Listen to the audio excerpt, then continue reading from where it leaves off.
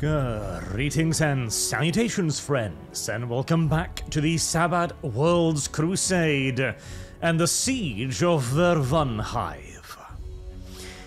After the disastrous defeat of the Vervun primary armored forces under the command of General Vergolan, the remnants of whose formation was only barely brought back into the safety of the Hive under the command of Commissar Pius Cowl, the Hive had now begun to hunker down.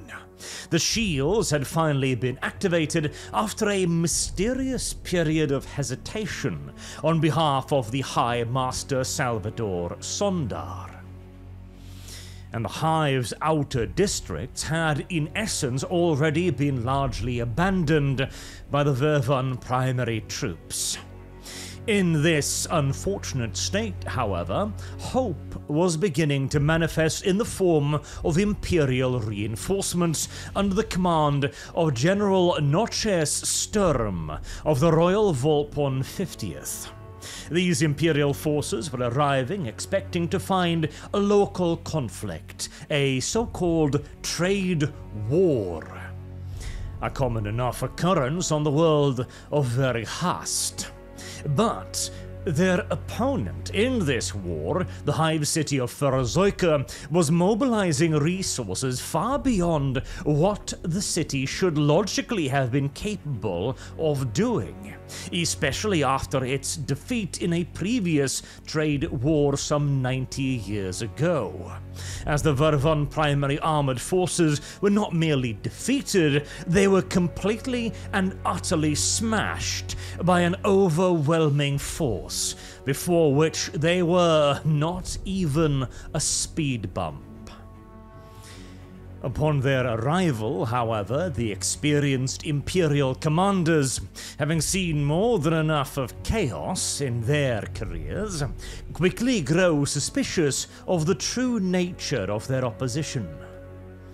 Picked captures of the battle that survived, along with Commissar Pius Cowl's testimony, would no doubt swiftly have established to the Imperial commanders that they were not facing some runaway Imperial Hive, merely in this for some sort of trade concession or an economic victory, but something far more insidious, even if they at the moment would have no real inkling of the true depths of Verzoika's corruption.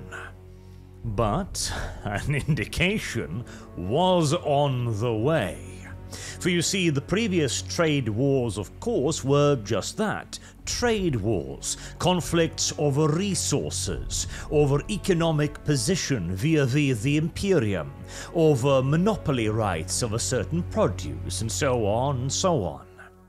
These trade wars had reasonable human motivations for the conflict, and were, in essence, trade by other means, I suppose you would say. But an enormous retina-searing flash, originating in the direction of one of Vervunhive's sister hives, Vervunhive, heralded that this was going to be a very different sort of war indeed. Vervunhive had of course been part of the alliance that had won the previous trade war, and was one of Vervunhive's closest friends, to the point where Vervunhive had dispatched 9 regiments of its own soldiers to defend Vervunhive. 9 regiments that may have been better used at home, as it turns out, as the entire Hive simply disappears in a cataclysmic nuclear explosion. What exactly caused it is unclear. Perhaps the Hive was infiltrated by Verzoikan special operatives, who managed to make it all the way into the deep, dark depths of the Hive, where they would have overloaded its titanic generators. Perhaps Vervunhive's High Master had been corrupted via his link to Verzoika. Or maybe it was simply destroyed in a single devastating shot from an enormous weapon. Pure speculation, of course, but I'm sure some of you who are already familiar with the historic documents may recognize what I am alluding to. Regardless of the precise cause, the fact remained that Vervunhive no longer existed, and it took with it not only a potential source of military reinforcements for Vervunhive, but also the majority of its steady fuel oil supply. The Promethium pipelines between Varnik and Vervunhive had been filled to bursting, allowing the hive to greedily gorge itself on this precious resource in an attempt to fill its own bunkers and stores for the long conflict ahead, as fuel was going to become precious indeed. But with the fall of the hive and the now rather obvious implication that this was not a trade war but a war of extermination, extreme measures had to be taken. All of the Promethium pipelines connecting the two hives were ordered to be sealed and reinforced with permacrete blockages, so as to ensure that no surprises could possibly come from the ruins of Vervunhive. And now, with the dispute as to the nature of the enemy so spectacularly settled, the Imperial Guard commanders and House Command could address more prosaic concerns, such as how the hive was going to be defended in the first place. And very quickly, a clear divide in opinions emerged, with two prominent factions championed primarily by the Guard commanders. On the one hand, we had the commanders of the Rohan Deepers, the Armenian armored regiments, and Colonel Commissar Ibrahim Gaunt of the Tarnith First and Only, arguing that the best defense was a swift offense. The plan was for the Armenian armor, along with the northern colony's own tank elements, to sally forth from the southwest gate. They would then later be supported by Imperial Guard infantry and whatever elements of the Vervun primary forces could be relied upon to guard their backs. Once having successfully exited the gates, the Imperial Guard spearhead would then organize itself into battle lines and assault the Farazoikan forces directly in front of them, aiming to break through the Farazoikan lines, widen the penetration, and then eventually turn the majority of their armored force into the Farazoikan flanks, rolling up the entire advancing army. On the other hand, General Nokshes Sturm of the Royal Volpan Bluebloods argued a far more conservative defensive approach. The bulk of the Imperial Guard infantry forces would take up positions alongside the Vervun primary defenders, and together hold the enormous, heavily armed and armored curtain walls against any Farazoikan attempts to capture them. The armor, meanwhile, would be kept in staging grounds deeper within the hive, protected by the shields and ready to deploy to any potential breaches, whether they be in the curtain walls themselves or, more likely, through the massive fortified gatehouses. One of which, Veva Gate, had already been severely damaged in the preliminary bombardment before the shields were raised. The gate itself could not be closed, but was at least partially barred by a tremendous amount of rubble. It was even now being fortified and further blocked off by Vervun primary forces to make it as safe as it could be. The debate over which strategy to adopt, however, was cut short as even whilst Gaunt and the other Imperial Guard commanders were at the forward curtain walls to survey the battlefield and determine the efficacy of their plan, they received notice that Nottius Sturm had gone over their heads and contacted House Command, and had already, through them, approved his own defensive plan. This outraged the Colonel Commissar and the other commanders, but, to be entirely honest with you, their plan was lunacy. Let me elaborate. See, it is always difficult to accurately determine the size of Imperial Guard formations due to the simple fact that Games Workshop over the course of the last 30 years have never bothered to learn what the word regiment actually means. It is even more confusing here, as the Vervun primary forces operate with regiments commanding divisions. Spoiler alert, that's not how that works in any way whatsoever.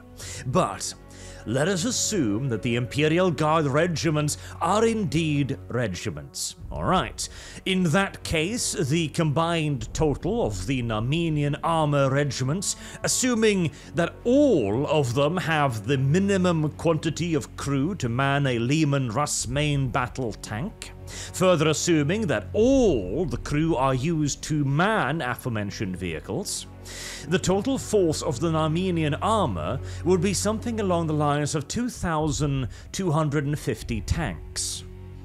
Again, that is an exceedingly optimistic estimate, but let us assume that this is further matched by the Northern Colonies' armored regiments. Let's add on a little bit extra, just for charity's sake, and say 5,000 armored vehicles. In addition to this comes the 6th Infantry Regiments, totaling some 20 to 30,000 men. Perhaps in the case of a reinforced regiment like the Tarnith, the total might be 30 to 40,000.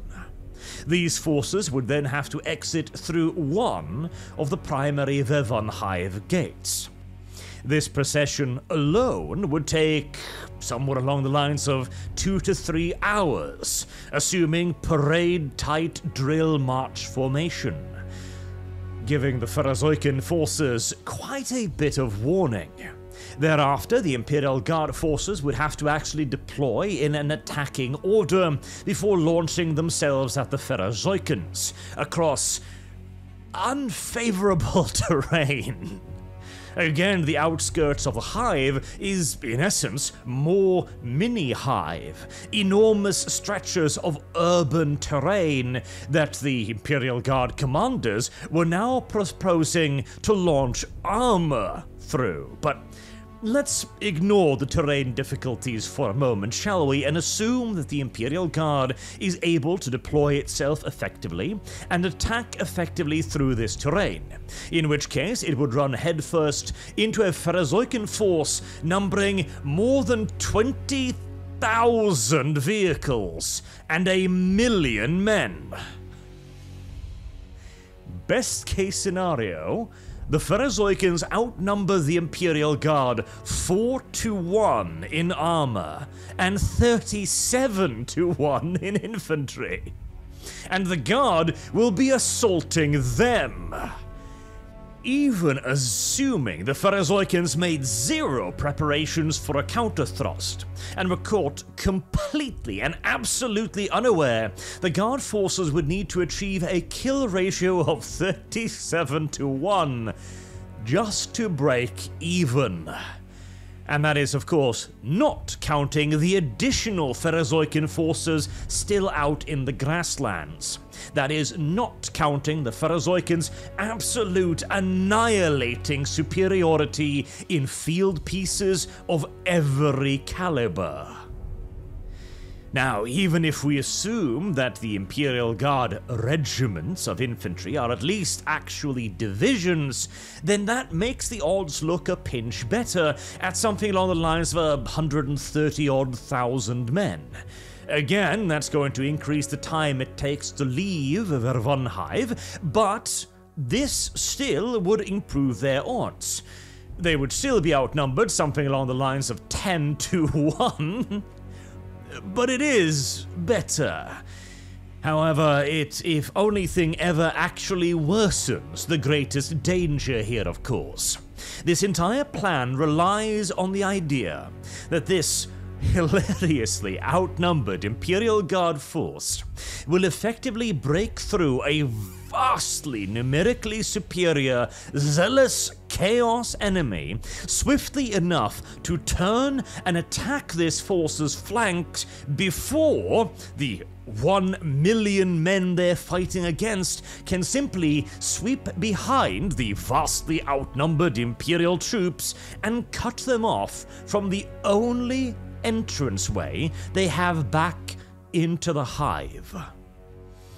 And of course, if that happens, the only outcome is the complete and absolute utter annihilation of not just the full brunt of the Imperial Guard forces, but the majority of the Northern Colony's armor as well. And again, this is only taking into consideration the Phaerozoican forces that they had already observed in the opening battle where, I remind you, just such an armored thrust, albeit on a far smaller scale admittedly, and albeit in far superior terrain, was brushed aside like it was nothing. I can put it no other way than to say that this idea of a counteroffensive is very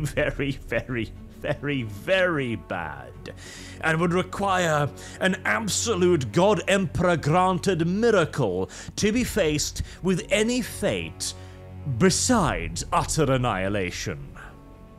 For all the excessive starch in Sturm's meticulously maintained and immaculate uniform, he's got the right idea on this one.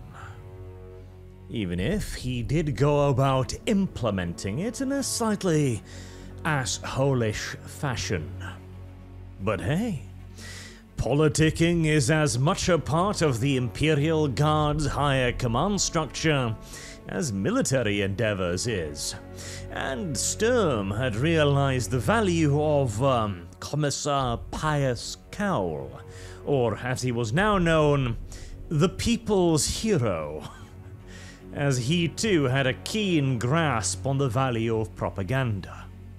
Anywho, with the strategy for the defense of Vervunhive now finally settled upon, all that was left to do was to settle in and wait for the storm to break, which it did on the night of the 26th day of the siege. At this point, the defenders were well and truly prepared for it. They had had nearly a month to ready their defenses underneath the impregnable defense of their shield generators. And when the Phaerozoican bombardment lifted on the 25th day, everyone knew that this could only mean an attack was soon to come. All Vervun primary forces were brought to a full alert state, and the forces of the Imperial Guard also spread out across the city's defenses or in reserve positions where they could move quickly to counter any breaks in the curtain walls. No matter how unlikely such a scenario appeared, the enormous defenses of the Hive City were expected to stand up to virtually anything. The primary threat was likely to come from enemy scaling teams managing to make it all the way on to the top of the curtain walls. Thus, the Vervun primary forces, who were already masters of defending the walls, would make up the first line of defense. The Imperial Guard troops would be scattered in amongst the defenders, usually in platoon-sized formations. The heavy assault specialists of the Volpan Blue Bloods would form counter-attack teams, whereas the Rohan Deepers and the Tarnith would be scattered out to hold objectives. For example, the 3 Vervun primary regiments set to guard the Veve Gate was reinforced by 4 Tarnith platoons under the command of the regiment's second-in-command, Colonel Corm Corbeck, in addition to 2 Northern Colonies regiments as well. The only broad exception to this mixed order rule of Imperial Guard and PDF forces intermingling was the area of Vervunhive city walls known as the Spoil. This was an enormous area of, well, industrial waste, in essence. An entire enormous mountain that had grown so massive that it actually reached over the walls. This did not, however, mean that it was a weak point in the walls, for despite the fact that it did technically, theoretically present the attackers with a traversable, climbable surface, the incline was so steep, so treacherous, and so filled with razor-edged piece of industrial toxic waste that, frankly, the attackers might actually prefer climbing the sheer curtain walls instead. This area was defended exclusively by Vervun primary forces, known as the Spoilers, who were especially equipped and trained to operate safely and effectively in this rather unique environment. Although they would be joined by Tarnith First and Only snipers and supporting teams during the conflict. The Vervunhive curtain walls were as heavily defended as they had ever been. And yet, in comparison to the enormous quantity of men and material that was about to hit it, it was woefully undermanned.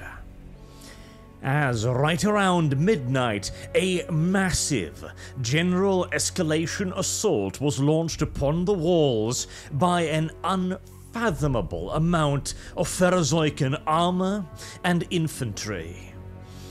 Whole divisions of armor and self-propelled guns rolled out from the now bombed out and ruined edges of what had once been the outer reaches of the hive, and began firing de facto point blank up at maximum elevation against the curtain wall, attempting to engage first and foremost the wall guns, for the simple reason that the parapets were so far elevated that the tanks found it extraordinarily difficult to engage them effectively. Not that the wall guns were all that much easier targets either. Ensconced within meters-thick permacrete fortifications, las cannons, heavy bolters, and autocannons fired out from embrasures, laying into the advancing enemy hordes of infantry. Further up the walls, earth-shakers and artillery guns also blasted out from their own protected firing slits, retreating back into the walls as soon as they'd fired, allowing meter-thick gun ports to slide into position to protect the weapons. The tanks were heavily outmatched, but the tanks also heavily outnumbered the wall guns. And seemingly for every armoured vehicle blasted into smithereens and spinning shrapnel, another 3 moved up to take its place. And the infantry numbers were even more impressive. In the words of General Zank of the Northern Colonies, you could fire a lasgun on full auto from the top of the wall, killing dozens, and yet see the hole filled in the time it took to reload. The Pharozoican casualties would have measured in the thousands, if not tens of thousands per minute of this maddened assault. Any other army, save perhaps the greenskins or feared Tyranids, would have broken in minutes beneath such a butcher's barrage. But the Pharozoican Chaos forces marched on unperturbed, as if on parade.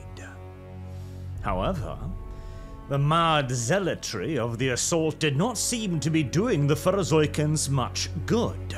Their tanks were blasting the wall, but the massed ferrocrete fortifications were barely being chipped by the countless battle cannon shells hammering into them. the infantry standing below pointlessly firing lasguns up against Imperial Guardsmen 100 meters above them might as well have been armed solely with harsh language for all the damage they were doing. There was a certain moral effect upon the defenders to see their enemies attack them in these mind-shaking numbers, but they appeared to present no true danger to the walls of Vervunhive just yet.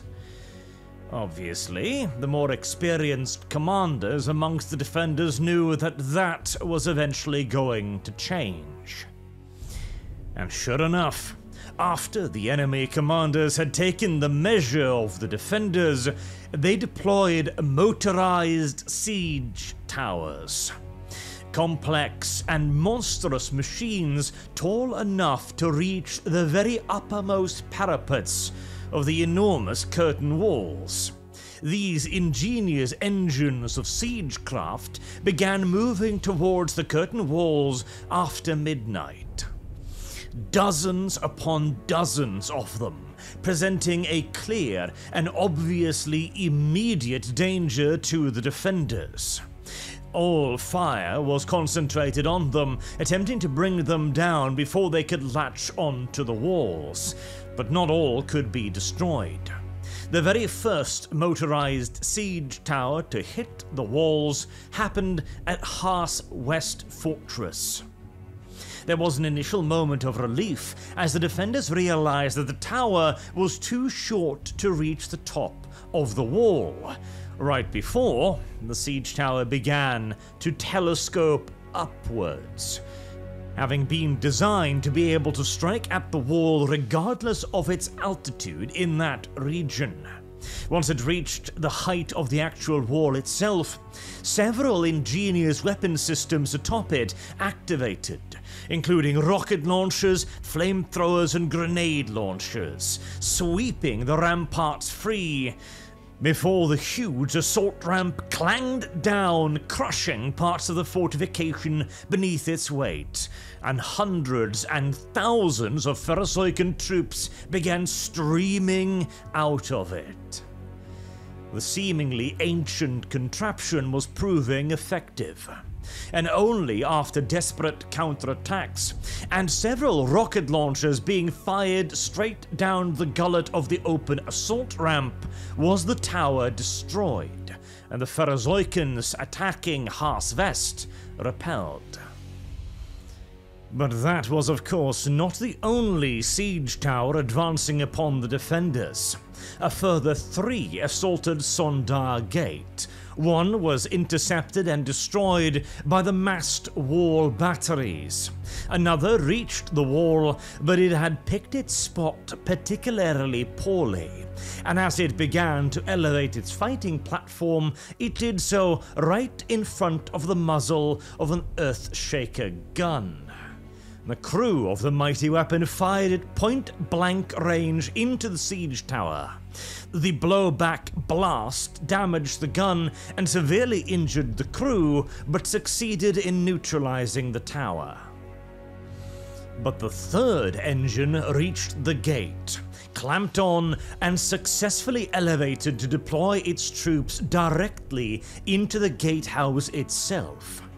The idea was almost certainly for the Pharozoicans to assault the gatehouse and open the gate controls, allowing the uncountable thousands of Pharozoican soldiers and tanks underneath to flood into Vervunhive.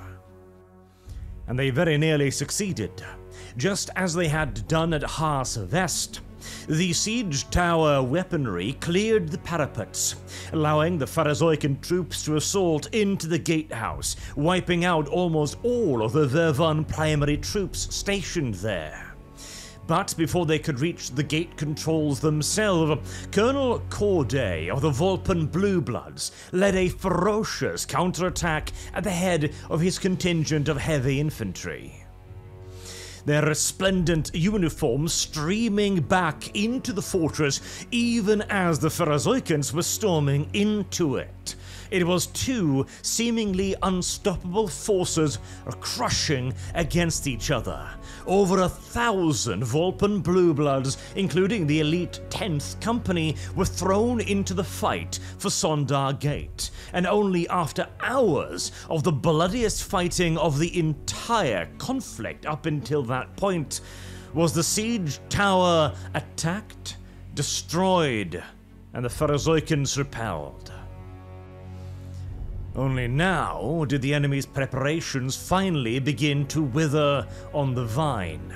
Another siege tower east of Sondar Gate, just where the wall curved towards Vever, managed to reach the walls but had taken enough damage in the approach to see its extension mechanisms jam, causing the siege tower to stand there ineffectively, unable to elevate either its weapons or its fighting platform to the point where it could assault the wall.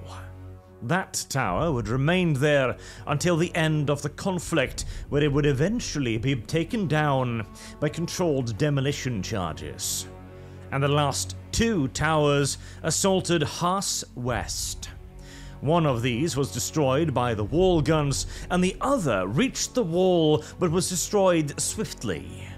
The defenders of Haas West had the benefit of having heard communiques about the other siege towers, and Colonel Commissar Gaunt, stationed at the fortress, brought all of his men into cover, saving them from the sweeping fire from the siege tower's pintle mounts. Then, the moment they stopped firing, he led an immediate charge directly towards and into the tower, catching the Pharazoikans by surprise by the shock of their assault. It would of course merely be a matter of minutes before the Tarnith would be overwhelmed by the thousands pressing up on the stairs and in the elevators within the siege tower, but minutes the Pharazoikans did not have. Gaining control over the topmost assault ramps, the Colonel Commissar ordered his men to drop satchel charges straight down the gullet of the siege tower.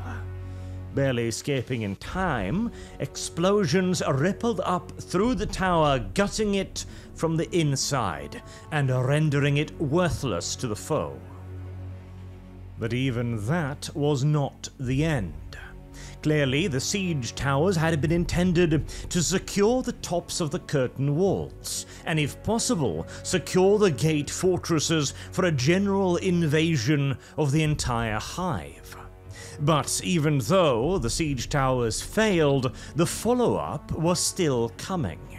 Having been intended to secure and expand upon any breachheads made or taken on the walls, 5 spider engines.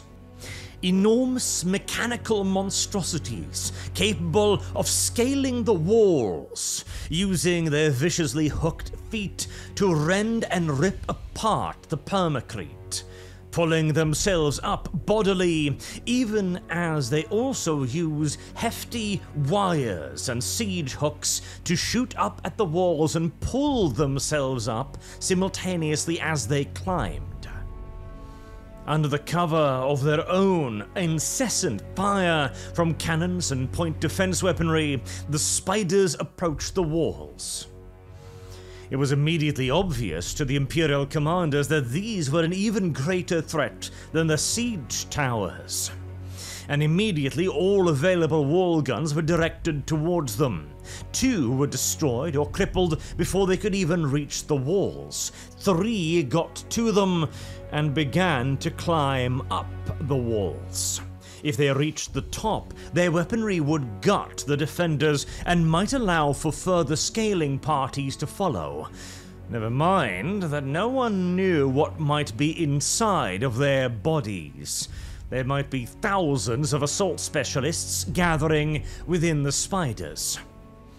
Another one of the monstrous machines was destroyed by the Vervun Primary Hive Commissariat, by Commissar Verkane, who rolled munitions down from the top of the wall directly down onto the climbing war machine, blowing it clear off the wall and taking a serious portion of the curtain wall along with it. There would be a need for some serious maintenance work after the war, but it was better to make sure there was an after the wall first. Another spider attempted to make it through the broken Vervunhive gate, clawing its way through the rubble and pushing its way over and past barricades, pushing apart the improvised defenses that the Imperial Guard and engineers had worked so hard to erect. And the hindrances that would have proven impossible to pass for any number of enemy tanks was overcome by the spider. But its triumph was short-lived. The moment its form emerged from the gate, it was faced with massed North Colony armor, who blasted it with dozens of high-explosive and armor-piercing impact hits, sending secondary explosions tearing through its hull, popping open hatches and seeing the machine slump dead, further blocking the Vervunhive gate. Mass armor would be the solution to the last spider as well. It was climbing the wall west of Harswest Fort. It managed, unlike its brethren, to reach the top of the wall, where it predictably routed the defenders with flamethrowers and point defense weaponry, causing enormous casualties. But as it hauled its bloated form onto the flat of the wall, beginning to look around for opportunities to sweep a greater surface area clear of defenders, General Grisman's Armenian armor, massed in an open plaza behind the walls, finally got a clear shot. And yet again, dozens upon dozens of heavy cannons sent shells arcing towards the monster, shooting it straight off the curtain wall. And with the final war machine's end, the first so-called storm came to a close. Ferozoika had attempted a massed general escalade. The first wave of infantry and armor was intended to shock, surprise, and overwhelm the defenders, hammering fire down upon them to suppress the wall defenders and demoralize the infantry on top of the walls. This should have paved the way for the siege towers to close in and create beachheads on top of the walls, beachheads that could then be swiftly exploited by the spiders, intended to climb up the pre-cleared areas and then descend down into the hive city below, causing havoc and mayhem wherever they went. This, in turn, would have bought enough time for the gates to be opened and Ferozoican armor to pour through, deploying itself without getting bottlenecked by an immediate Imperial response, and in turn, then, the moment a critical quantity of armor and infantry had passed beyond the gates, they could simply roll forward in an unstoppable tide of mechanized death and destruction. It was as fine an offensive siege plan as anyone could ever truly concoct. If any one of the three primary thrusts of the plan had succeeded, the entirety of it would probably have succeeded in turn. Even the final gambit, the spiders themselves could potentially have cleared enough wall defenses for climbing apparatuses and telescopic ladders to be brought up to secure the tops of the walls. It would have taken a very long time and been far less effective, and would have been extraordinarily susceptible to counterattacks, of course, but even the last and the final element of the plan had the potential to sweep the walls. But in any attack upon a massed enemy fortification like this, no plan is ever going to be 100% guaranteed to succeed. And the efforts of the Tarnith First and Only, directed by the Colonel Commissar personally to destroy one of the siege towers, and the massed sacrifice and efforts of the Blue Bloods to destroy another, had seen the second and most pivotal and vital element of the plan fall short. The siege towers had not managed to create a single permanent hold on the walls, and the one toehold they had gained had been thwarted by the Blue Bloods' willingness to place their own assault experts up against the cream of the enemy's crops. And even when two of the spider war machines technically created breaches at Wever Gate and by climbing over the wall, Notch's Sturm's plan of redundancies and defense in depth saw ample armored reserves ready to crush them. Once again, for all of Notch Sturm's perceived imperfections and later failings, his plan had worked out to perfection and had allowed Vervunhive to survive the first major storm. But the defenders were rattled too. The Pharozoikans had assaulted them with a simple disregard for death. Not even merely a disregard, perhaps, but a desire for it. They had attacked and attacked and attacked. No amount of fire, no amount of wall guns, no amount of heavy bolters, autocannons, las gunners, or earth shakers could halt them. It is very difficult indeed for any mortal man, no matter how well trained or disciplined, to stand up to an enemy such as that. And worse still, the Vervunhive defenders had not dealt by any stretch of the imagination a crippling blow to the enemy. They had slain hundreds of thousands, and yet the enemy had retreated in good order. And none of the defenders could possibly fool themselves that they had seen the worst of this war. And to further complicate matters, Imperial Command was beginning to bicker yet again. Weaknesses had been revealed in the Vervun primary defenders. Their organizational structure was simply not set up for fighting a war effectively on this scale. There were still too many checks and balances in place, and the Vervun Primary Hive Commissariat exercised too much power on the fighting troops. Orders were not getting through as quickly as they should. The communication systems was on the verge of being overloaded, making communication between various units challenging at best, difficult most of the time, and downright impossible occasionally. There were many failings here that could potentially turn into major disadvantages, or even crippling weaknesses for the defenders. These were weak spots that in peacetime could be fixed. Slowly and painfully, but they could be fixed.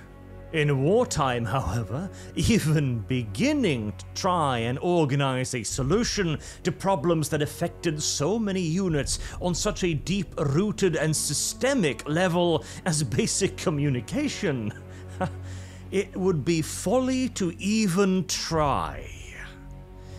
And so workarounds were created amongst Imperial commanders instead. Workarounds that might be viewed as insubordinate by some, especially as these workarounds were not even attempted to be cleared through official channels. As the various egos of Imperial commanders began rubbing up against one another. Not least of all was the ego of Commissar Pius Cowley, the People's Commissar, the hero that had rescued, at least some, of the Vervun primary armored forces.